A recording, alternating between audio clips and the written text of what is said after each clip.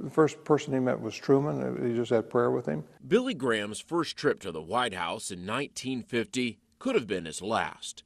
Unfamiliar with the protocol, Reverend Graham answered press questions about that meeting and posed for a photo kneeling on the White House lawn.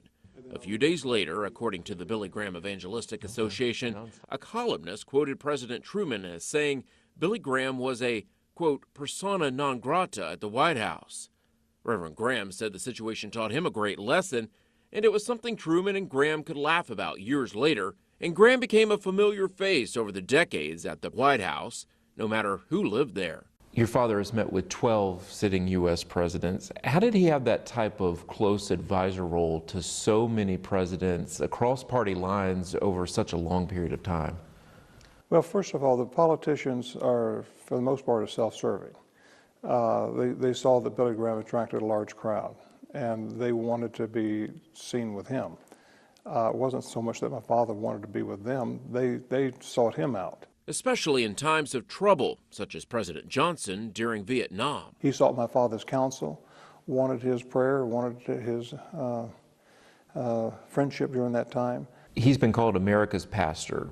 What do you think led people to see him in that way? Well, because in times of trouble, I think when the World Trade Centers came down, he was asked to come by President Bush to speak to the nation from the Washington Cathedral. This event can give a message of hope, hope for the present and hope for the future. Yes, there is hope. When George Bush's father, when we invaded Kuwait before the first Gulf War, he asked my father to come and to pray in Washington before the battle began the next morning. Franklin Graham says his father was there for those national tragedies and personal difficulties. All of them, he had a relationship, but it was prayer. He'd pray with them. I think Nixon, he was the closest, and I think when he heard those tapes that there was another side to Nixon, he was so disappointed because he didn't know that Nixon used that kind of language, didn't know that Nixon had that other side to his life. My father, when a person was in trouble, he didn't run away from them. He got even closer to him. The trouble with the Nixon tapes involved Reverend Graham as well. The two were heard talking about people of the Jewish faith. Well, I think that first of all, the tapes were, I think, misunderstood. And I don't think there really, in my opinion, there wasn't a controversy.